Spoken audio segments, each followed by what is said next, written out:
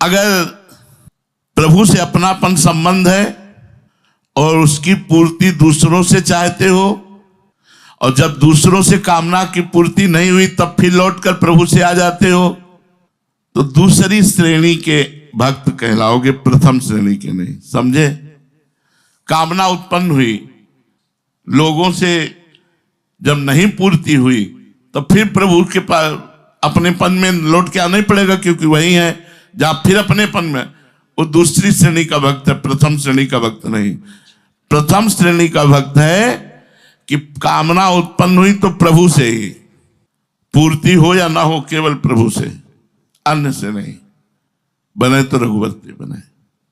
जो केवल कामना पूर्ति के लिए भगवान से संबंध करते हैं, वहां कामना मुख्य होती है, संबंध गौड़ होता है, इसलिए तीसरी श्रेणी के भक्त हैं।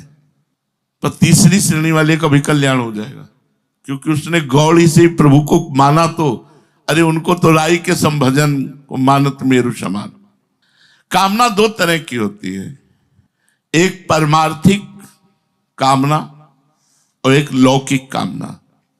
पारमार्थिक कामना होती है दो तरह की, एक मुक्ति हो जाए और एक भगवत प्रेम हो जाए, भक्ति हो जाए, हमारा मोक्ष हो जाए, कल्याण, और भगवान से प्रेम हो जाए। ये दो प्रकार की कामना परमार्थिक होती है। जो मुक्ति की कामना है उसमें तत्व ज्ञान होना अनिवार्य है, तो उसमें तत्व को जानने की इच्छा होती है, जिसे जिज्ञासा कहते हैं। यह जिज्ञासा जिसमें होती है वो जिज्ञासु कहलाता है। गहरा विचार किया जाए तो जिज्ञासा कोई हानिकारक कामना नहीं है, क्योंकि वो अपने स्वरूप को जानना चाहता है। आवश्यकता अपने स्वरूप के जानने की पड़ी, उसे मैं कौन हूं, गुरु और हरि की शरण में गया, कामना उसके अंदर जागृत हुई। ये कामना कामना नहीं, इसे निष्कामता ही कहते हैं।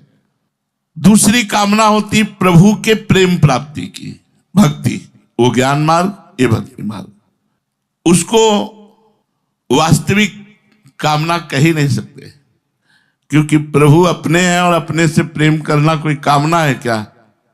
क्योंकि वो अपने लिए नहीं है, प्रभु से प्रेम करने के लिए है, प्रभु में समर्पित होने के लिए है, प्रभु को सुख पहुंचाने के लिए।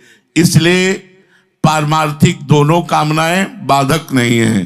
मोक्ष प्राप्ति की कामना या भगवत प्रेम प्राप्ति की कामना, ये कामना कामना नहीं है, ये निष्कामता ही है। लौकिक कामना, लौकिक कामना भी दो प्रकार की होती है, एक सुख प्राप्त करने की और एक दुख दूर करने की।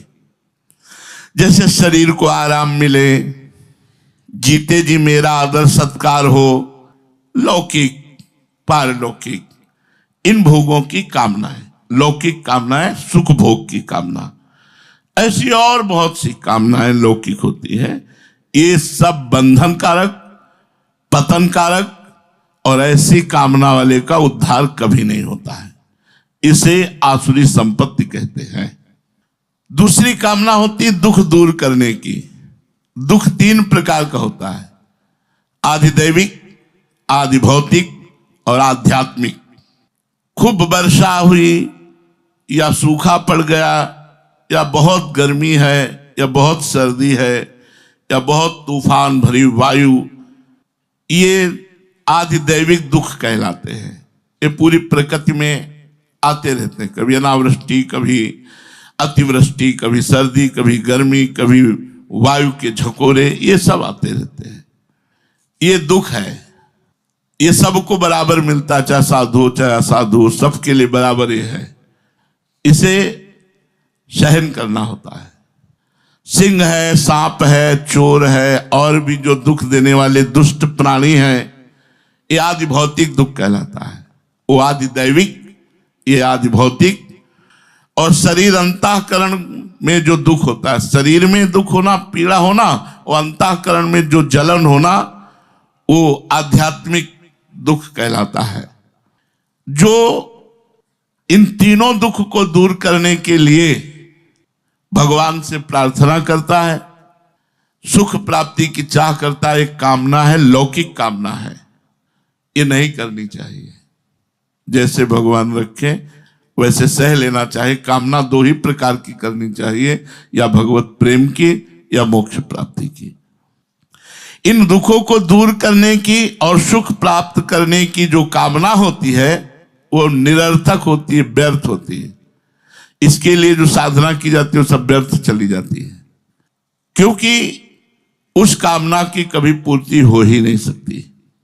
ये तीनों दुख आते रहते हैं, दैहिक, दैविक, भौतिक, तापा, ये आते रहते हैं। लेकिन जो निरंतर भजन में रहता है उसे व्यापते नहीं है। बाह्य व्यवस्था हो या ना हो, आज तो मानो व्यवस्था है। गंगा किनारे क्या व्यवस्था थी, गर्मी सर्दी बरसात सब सहना होता है। कामना की पूर्ति हो भी जाए तो नवीन कामना और कामना, जैसे जब आप कमरे में रहते हैं गर्मी लगता है छोटा सा एक पंखा हो जाए, तो पंखा हो गया तो फिर लगता है छोटा सा कूलर हो जाए तो ठीक, कूलर हो गया तो फिर लगता है एसी हो जाए तो ठीक, और वो फंसते फंसते फंस ही जाता है। इस तरह कामनाओं की कभी पूर्ति होनी नहीं है। इसलिए उपासक को प्रभु से अपनापन करके अगर कामना करनी है तो केवल दो प्रकार की कामनाएं कीजिए, हमारा आपसे प्रेम हो जाए या हमारा आपके चरणों के प्रताप से कल्याण हो जाए। भगवान से धन के संबंध में चाह करना, वैसे भगत वो भी माना जाता है लेकिन ठीक नहीं है, क्योंकि धन स्थायी चीज नहीं है। मानो करोड़ों अरबों रुपया जमा किए, मर गए तो यहीं रह गया ना, तो इसी कामना की पूर्ति के लिए भजन करते रहे तो फिर लाभ क्या मिला। भगवान सबकी देखते हैं। तेषाम ज्ञानी नित्य युक्तो एक भक्तिर विशिष्यते प्रियो ही ज्ञानिनोत्यर्थ महम सच मम प्रिय। भगवान कह रहे हैं मुझे ज्ञानी भक्त बहुत प्रिय है।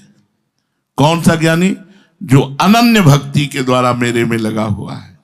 जो मेरा प्रेमी भक्त है वो सर्वश्रेष्ठ है, क्योंकि वो ज्ञानी भक्त है, उसे मैं प्रिय हूं और वो मुझे अत्यंत प्रिय है। जो भगवान से रुपया चाहते हैं, भगवान से संकट निवृत्ति चाहते हैं, भगवान के तत्व को जानना चाहते हैं, ये ठीक है। लेकिन जो भगवान से प्रेम करते हैं, अपनापन करते हैं, सबसे ज्यादा भगवान उनको प्यार करते हैं। सदा सर्वदा जो भगवान में लगे रहते हैं। अपनापन का मतलब होता है जिससे अपनापन होता है उसकी स्मृति में डूबे रहते हैं। जैसे हमें शरीर से अपनापन है, इसमें डूबे रहेंगे। रुपये से अपनापन है तो रुपये में डूबे रहेंगे। पत्नी से अपनापन है तो उसका चिंतन होता है। जहां अपनापन होता है वहां निरंतर चिंतन होता है। तो जिसे प्रभु से अपनापन होता है वो सदा सर्वदा प्रभु में लगा रहता है। भगवान के सिवाय, प्रभु के सिवाय किसी से कोई संबंध नहीं, कोई चिंतन नहीं, वो सिद्ध महापुरुष हो गया। अब ये करना है, समेट लो जितनी जल्दी समेट पाओ अपने को। समेटे सुवासिक फैले सु जमाना।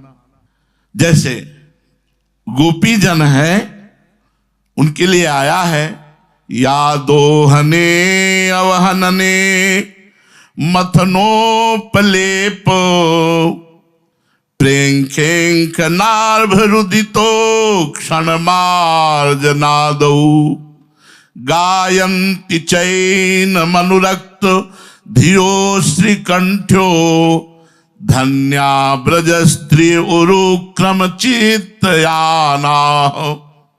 धन्य है ब्रज की गोपियां, गाय दू रही हैं लेकिन श्री कृष्ण के चिंतन में डूबी हुई है।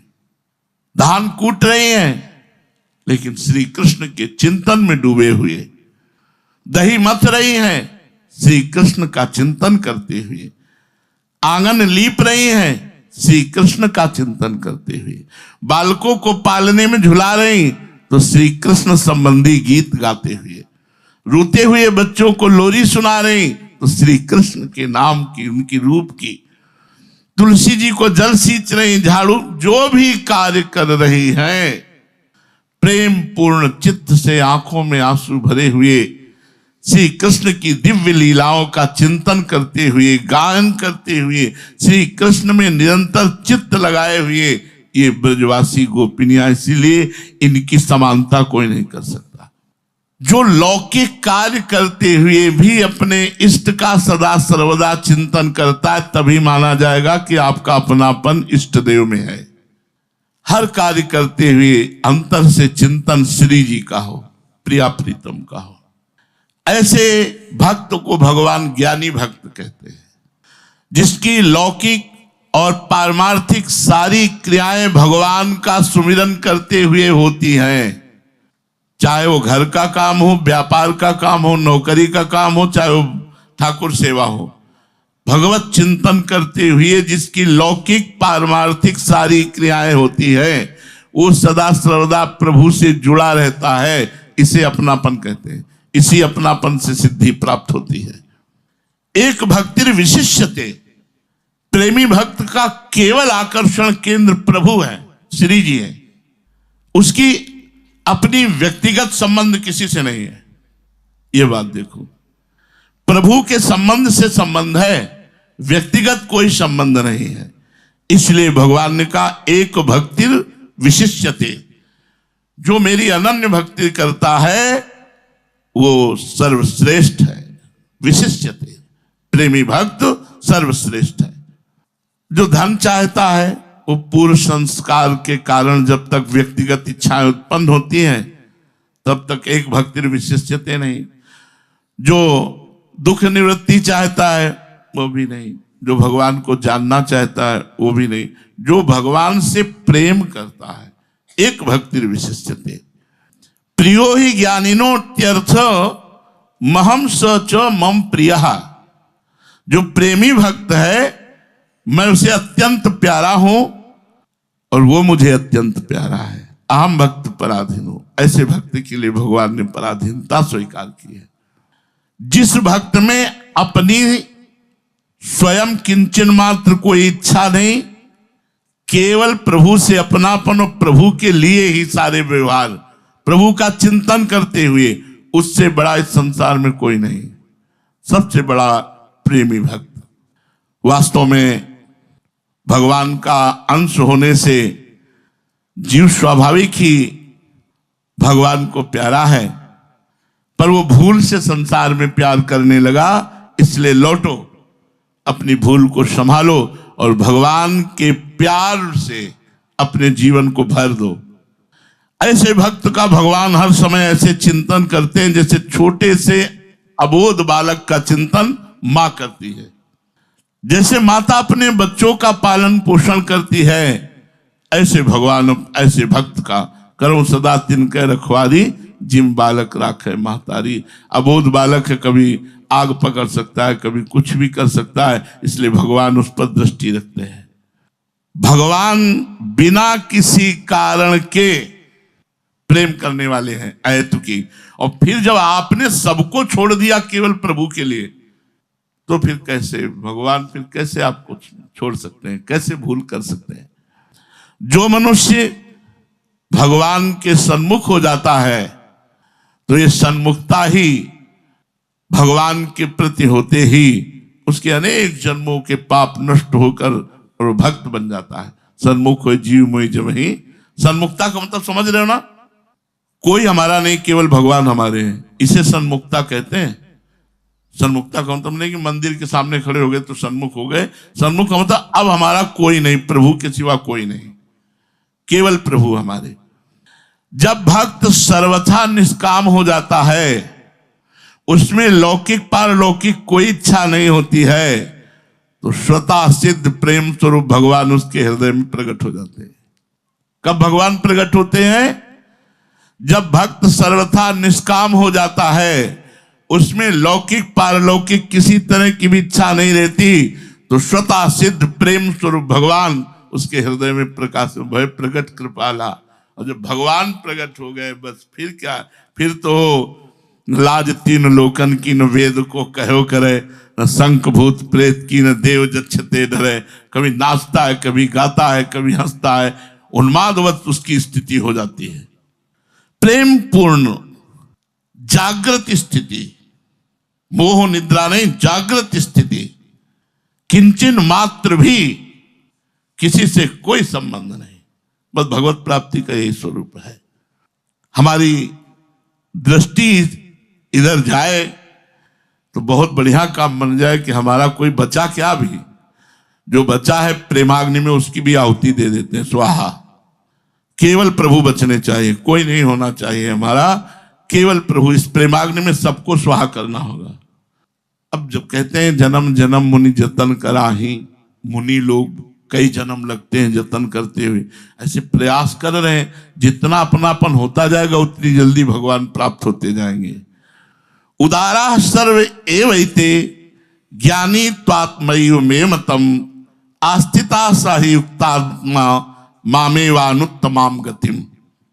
भगवान कहते हैं वैसे मैं सबको उदार कहता हूं, जो मुझसे धन भी चाहते हैं, संकट निवृत्ति चाहते हैं, मेरे को जानना चाहते हैं, उनको भी।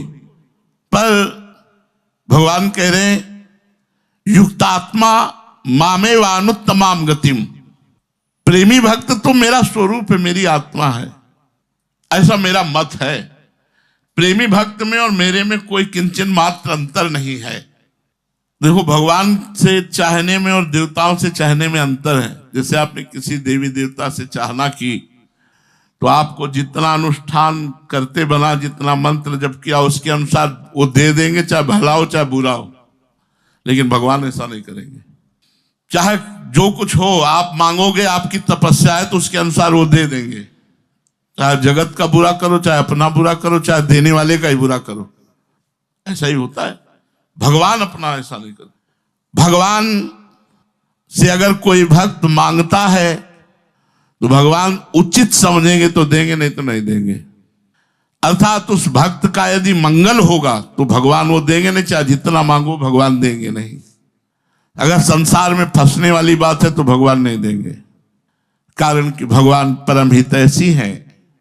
उनसे अगर कोई मांगे, इसीलिए सबकी कामनाएं पूर्ण नहीं करते हो कि 100 रुपया तो खर्चा करना नहीं आया, 1 करोड़ दे देंगे तो और माया में फंस जाएगा।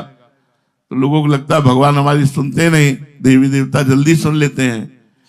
भगवान के भजन को छोड़ करके और कुछ जो भी भगवान से मांगोगे तो जिसमें तुम्हारा भजन बढ़ेगा वही भगवान देंगे, अन्यथा नहीं देंगे। ये भगवान और देवताओं में विशेषता अंतर है कि अन्य देवी देवताओं से भजन करके मांगोगे, जो मांगोगे वो दे देंगे। लेकिन भगवान का भजन करके यदि भगवान से मांगोगे तो जो तुम्हारा मंगल होगा वही देंगे, अन्यथा नहीं देंगे। ज्ञानी त्वात्मैव मे मतम। प्रेमी भक्त की विलक्षणता बतलाते हुए भगवान कहते हैं कि वो तो मेरी आत्मा है। प्रेमी भक्त और भगवान में कोई अंतर नहीं होता। जिस भक्त के अंदर कोई कामना नहीं, हर समय भगवान के भजन में लगा हुआ है, उसमें और भगवान में कोई अंतर नहीं। प्रेमी प्रेम में अपने आप को न्यौछावर कर देता है तो प्रेमास्पद भी प्रेमी के ऊपर अपने को न्यौछावर कर देता है। भक्त भगवान पर न्यौछावर तो भगवान भक्त पर न्यौछावर। ऐसे ही प्रेमास्पद भगवान अपने भक्त प्रेमी पर न्यौछावर हो जाते हैं। देखो, नौकर तक बन गए भगवान, सारथी बन गए भगवान, और सेना नायक के लिए तो भगवान नाई बनकर गए। राजा के मालिश, तेल मालिश की। बिना बोए खेत जग सकता है क्या? लेकिन धन्ना जाट का बिना बोए खेत फसल हो गई। आश्चर्य की बात, बिना बोए। ये भगवान की भक्ति का चमत्कार। प्रेम अनिर्वचनीय है। जब तक शरीर के साथ अभिन्नता मानोगे तब तक भगवान भिन्न लगेंगे, और जब भगवान से अभिन्नता मानोगे तो शरीर भिन्न दिखेगा, अलग दिखेगा। अभी शरीर से अपनापन है इसलिए भगवान पराये दिखते हैं। जब प्रभु से अपनापन हो जाएगा, शरीर से अपनापन अपने आप नष्ट हो जाएगा। जैसे नदी कितना भी घूम ले, उसका विश्राम स्थल समुद्र ही है। ऐसे जीव कितना भी भ्रमित हो जाए, उसका विश्राम स्थल भगवान ही है। इसलिए समस्त कामनाओं को भगवान के चरणों में अर्पित करते हुए अपनापन केवल भगवान से रखकर खूब भजन करो, इसी में मंगल होगा। श्री राधा वल्लभ लाल।